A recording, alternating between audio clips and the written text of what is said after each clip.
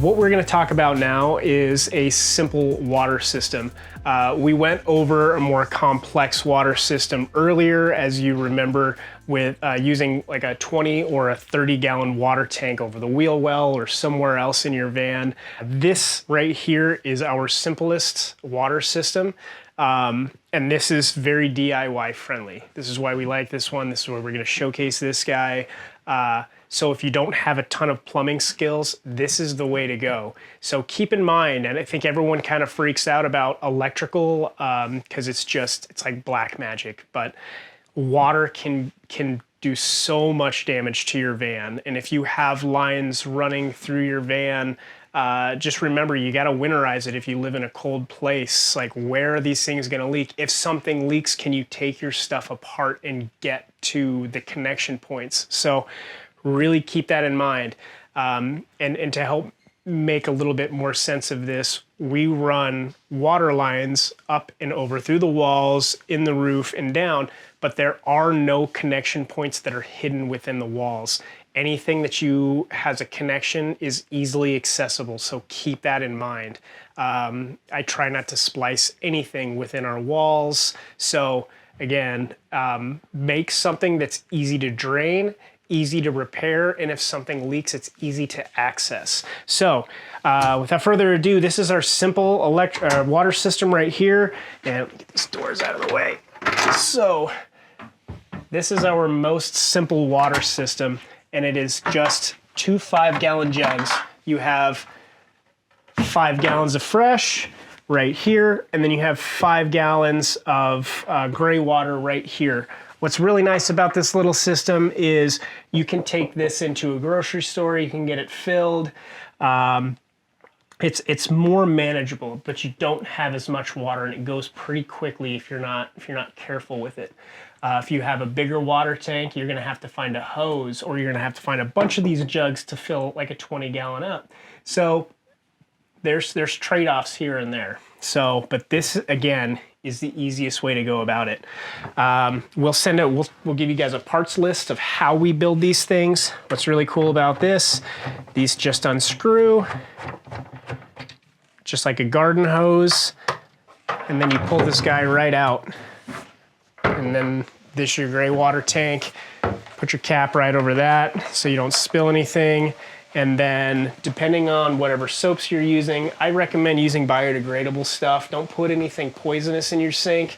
So that just leaves you the option to be able to like go water plants with it or whatnot. So if it's gonna be unhealthy for plants, I like to not put it in the sink if you're just gonna be dumping this roadside. So this guy off to the side, and a little cool thing right here, you can get one of these little plastic guys, and then a garden hose fitting screws right to the top of this. Makes it super easy. And then you have your freshwater side. So you need to get this thing out quickly as well. We used a little quick connect right on to a, just your standard, 1/2-inch FIP fitting. So you screw that guy right on there. And can't really see it, but we also have a little PEX pipe right in here. So that's connected to this guy, so you can pick up water all the way from the bottom and it brings it right on out. We can have a little section of how we get this stuff together as well, but this is a very easy, simple, and cost-effective way for a nice little water system. So back in here, of course, we have our freshwater supply, and then our gray water that just comes right out of the bottom of our sink. So we use like a camper style P-trap. You're gonna want a P-trap. Don't just have your water drain directly into your gray water, because after a while, you're gonna wash food down there, you're gonna be brushing your teeth, it's gonna smell like eggs. It's pretty gross. And if you don't have a P-trap, that smell is gonna come out of your drain and into your van. So what this thing does is it creates a small little level of water and essentially blocks off any kind of air that's passing through your drain. So definitely use a P-trap. Here we just use a C-Flow water pump. I really like these guys. Little 12 volt, they're not too expensive, they're nice and quiet. They have these nice little rubber feet, and we've never had a problem with any of these guys.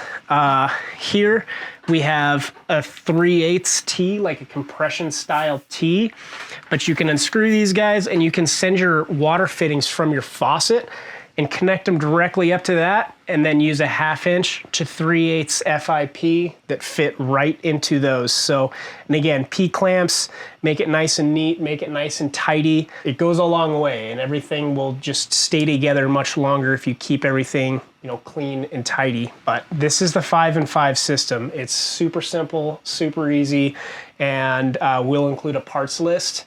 So that way you can go home and you can build this system on your own. And the beauty about this system as well is everything is contained within this cabinet. You don't have water running all over the place. If you were planning on having an outdoor shower, you can still use this system, but just get a couple more of these jugs and put them in the back. And then you can hook those things right up to your outdoor shower. This is just a simple way to get out, go. You don't have to worry about finding water. All grocery stores have water. You know, instead of like trying to find an RV campground or something with a hose to fill your water tank up. So this is the water system that I recommend if you are just starting off with your DIY stuff, because it's super easy, super simple. Another one thing to use, we try to avoid clamps and you know, hose clamps to put hoses and water lines together. We use all PEX, or we'll use this steel braided line. And the nice thing about using this stuff rather than vinyl tubing is it doesn't taste like plastic. Keep in mind, if you use a bunch of the vinyl with hose clamps, those have a tendency of leaking. Like you compress the line, you put your hose clamp on and it squeezes tight, and then after a while that rubber starts to, you know, conform to the hose clamp, and then it'll develop a leak. And it tastes like plastic. So if you are gonna go that route, just make sure you check it a few times in the first couple months of using it, because they do have the tendency to leak, and water can be very damaging to the inside of your van. Also, one thing to keep in mind is using one of these little screens. So if you are cutting or drilling into your tank, it can create some plastic shards. You don't want to get that stuff sent into your pump, something that's just going to capture debris. So those are great. And also just keep in mind, like, how easy is it to kind of take apart and drain out completely if you're going to be winterizing it? So that's a big thing as well. We get a lot of people coming in the springtime who have these big water leaks because they didn't winterize all the way or correctly. And as water freezes, it expands, and plastic, metal, it just cracks these things open. So they fill their van back up full of water in the spring, turn it on, they have a massive leak. So make it easy to winterize, and don't forget to winterize.